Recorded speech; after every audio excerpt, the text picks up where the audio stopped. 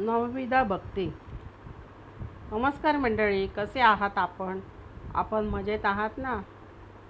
चला तर मग आज आपण एक नवीन कथा पाहूयात. स्वामी समर्थांच्या आपण नवविधा भक्ती पाहिल्यात. आतापर्यंत भक्तीच्या 3 पायऱ्या आपण पाहिल्यात.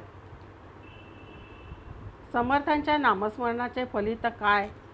तर प्राणघातक संकटे आणि अनेक प्रकारची विघ्ने आपोआप नष्ट होतात. स्वामींच्या श्रद्धायुक्त नामस्मरणामुळे भूत आणि पिशाच बाधा नाहीशी होते. ब्रह्मराक्षस व ब्रह्मसंबंधापासून सुटका होते. श्रोतेहो, तुम्हाला आश्चर्य वाटेल, पण स्वामींच्या नित्य नामस्मरणात असलेल्या भक्तांना कधीही विषबाधा होत नाही. मुख्य म्हणजे स्वामींच्या आशीर्वादामुळे उत्तम आयुष्य व आरोग्य लाभते. नामे संकटे नासती, नामे विघ्ने निवारती. नामे संकटे नासती, नामे विघ्ने निवारती. नामस्मरणे पाविजेती उत्तम पदे, नामे स्मरणे पाविजेती उत्तम पदे. नामाचा महिमा सर्वच संतपुरुषांनी गायला आहे. परमेश्वराला शरण जाण्याचा सर्वात सोपा मार्ग म्हणजे नामस्मरण होय. स्वामी नाम घुमू लागले की आयुष्याला कैवल्य अर्थ प्राप्त होतो. पादसेवन भक्ती ही भक्ती मार्गातील 4थी पायरी होय.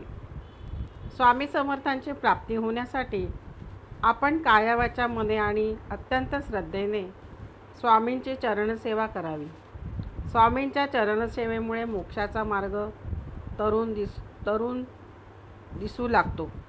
हीच पादसेवन भक्ती होय. स्वामींची अष्टोप्रहर सेवा केल्याशिवाय त्यांच्या चरणाची पूजा पूर्ण होत नाही. हा भवसागर आपल्याला पार करताच येत नाही. स्वामींची आपण जमेल तेवढी पादसेवन भक्ती करावी.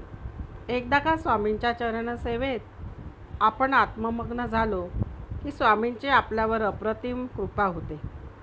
अहंकाराचा त्याग केल्याशिवाय स्वामींच्या प्रत्यक्षातला आपल्याला सहकार्य कधीच लाभत नाही.